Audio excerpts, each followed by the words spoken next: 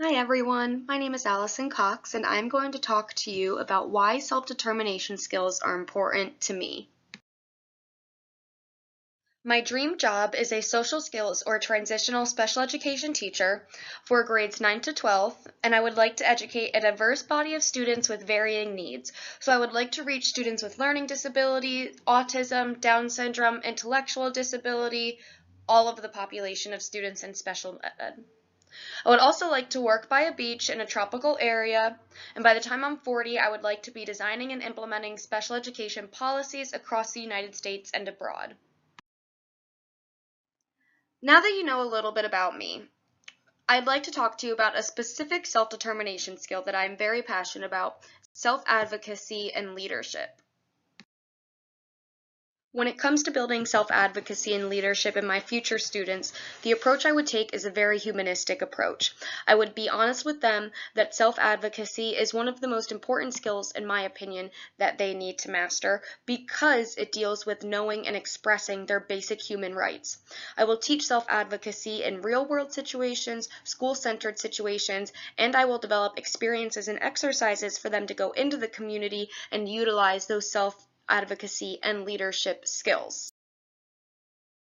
When it comes to including a student in their first IEP meeting, I would use the meeting as an opportunity to build their self-determination skills by first preparing them for days and weeks in advance to come into the IEP meeting, take charge, and tell us what their disability is. Ask the student what accommodations and modifications they enjoyed this year but they would like more of or less of. I would encourage the student to build relationships with other IEP team members. Really, the student would be involved in every single aspect of their IEP. Now I would like to take a moment to share about a story of Smith Stevens, who was a 12th grade male at Missions High School with an emotional behavioral disorder and was high-functioning autism.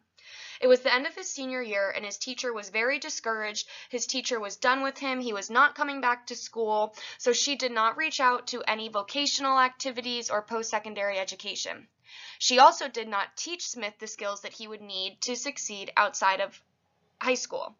So once he graduated high school, he completely slipped behind the cracks and ended up being kicked out of every single post-secondary placement that he was placed in because he was not prepared or interested in the material. I would like all educators to reflect now on the following question. When you are feeling burnt out, how will you handle difficult students who express minimal desire in their own learning and post-secondary education?